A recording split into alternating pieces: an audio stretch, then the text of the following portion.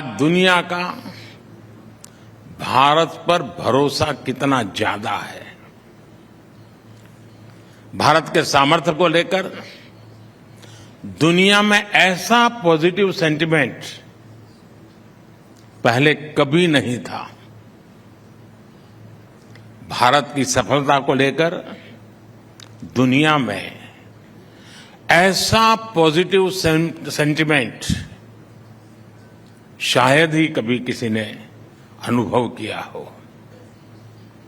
इसलिए ही लाल किले से मैंने कहा है, यही समय है, सही समय है।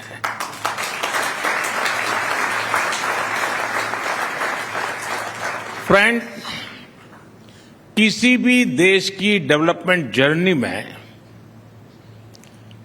एक समय ऐसा आता है जब सारी परिस्थितियां उसके फेवर में होती हैं। जब वो देश अपने आप को आने वाली कई सदियों के लिए मजबूत बना लेता है। मैं भारत के लिए आज वही समय देख रहा हूं। और जब मैं 1000 साल की बात करता हूं तो बहुत ही समझदारी पूर्वक करता हूं।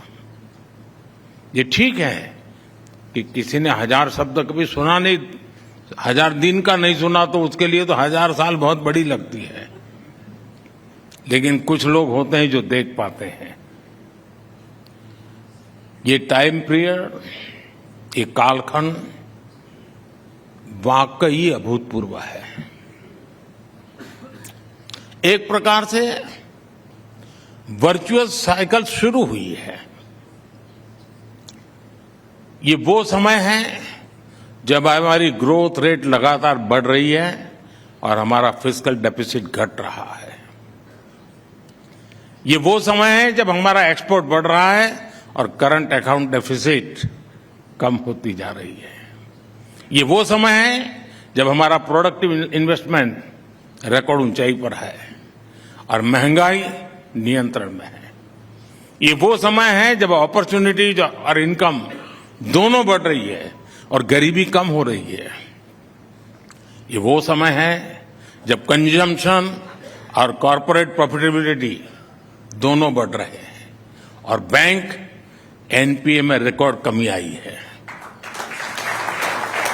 ये वो समय है जब प्रोडक्शन और प्रोडक्टिविटी दोनों में वृद्धि हो रही हो और ये वो समय है जब हमारे आलोचक ऑल टाइम लो है।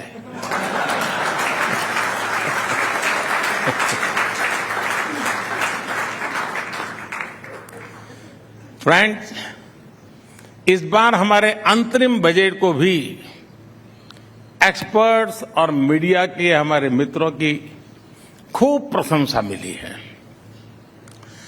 कई सारे एनालिस्ट ने भी इसकी प्रशंसा करते हुए कहा है कि ये लोक लुभावन बजट नहीं है। मेरे तारीफ का एक कारण ये भी है। मैं उन्हें इस समीक्षा के लिए धन्यवाद देता हूं, लेकिन मैं उनके आकलन में कुछ और बातें भी जोड़ना चाहता हूं। कुछ मूल बातों की तरफ ध्यान आकर्षित करना चाहता हूं। अगर आप हमारे बजट या ओवरऑल पॉलिसी मेकिंग की चर्चा करेंगे तो आपको उसमें कुछ फर्स्ट प्रिंसिपल्स नजर आएंगे और वो फर्स्ट प्रिंसिपल्स हैं स्टेबिलिटी, कंसिस्टेंसी, कंटिन्यूटी। ये बजट भी उसी का एक्सटेंशन है। फ्रेंड्स, जब किसी को परखना हो तो उसे किसी मुश्किल या चुनौती के समय में ही परखा जा सकता है। कोरोना महामारी और उसके बाद का पूरा कालखंड भी पूरे विश्व में सरकारों के लिए एक बड़ी परीक्षा बनकर आया था। किसी को कोई अंदाज नहीं था कि हेल्थ और इकोनॉमी की इस दोहरी चुनौती से निपटा कैसे जाए। इस दौरान भारत ने सबसे वो दिन याद कीजिए आप, मैं लगातार टीवी पे आकर के देश के साथ संवाद करता था और उस संकट की घड़ी में सीना तान करके देशवासियों के सामने हर पल खड़ा रहा था। और उस समय प्रारंभिक दिनों में मैंने कहा था और मैंने जान बचाने को प्राथमिकता दी थी और हमने कहा जान है तो जहान है। आपको याद होगा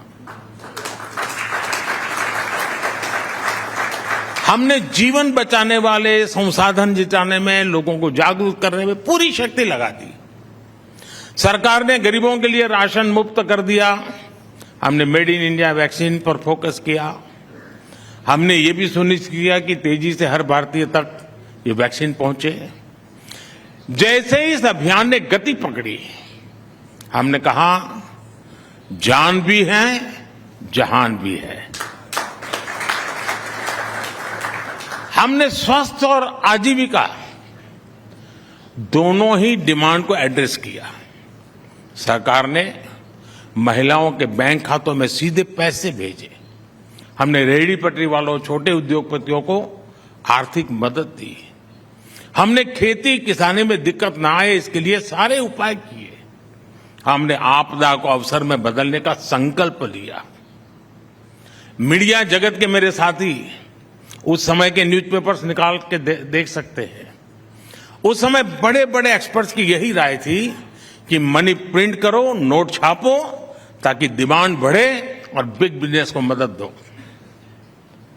इंडस्ट्रियल हाउस वाले तो मुझे दबाव डाले, वो तो मैं समझ सकता हूं, वो तो आज भी डालेंगे। लेकिन सारे नोबेल प्राइज विनर भी मुझे यही कहते थे, दो बस यही चल रहा था। दुनिया की अनेक सरकारों ने ये रास्ता अपनाया भी था, लेकिन इस कदम से और भले कुछ हुआ नहीं, लेकिन हम देश की इकोनॉमी को हमारी मर्जी के हिसाब चला पाए और महंगाई, उन लोगों का हाल ये था कि आज भी महंगाई को कंट्रोल नहीं कर पा रहे हैं। जो रास्ता उन्होंने चुना उसके साइड इफेक्ट आज भी है। हम पर भी दबावने के बहुत प्रयास हुए थे। हमारे सामने भी ये सरल रास्ता था कि जो दुनिया कह रही है, जो दुनिया कर रही है, चलो हम भी उसमें बह चले। लेकिन हम जमीनी सच्चाइयों को जानते थे, हम समझते थे। हमने अनुभव के आधार पर अपने विवेक से कुछ निर्णय किए और उसका जो नतीजा निकला, जिसकी आज दुनिया सराहना कर रही है,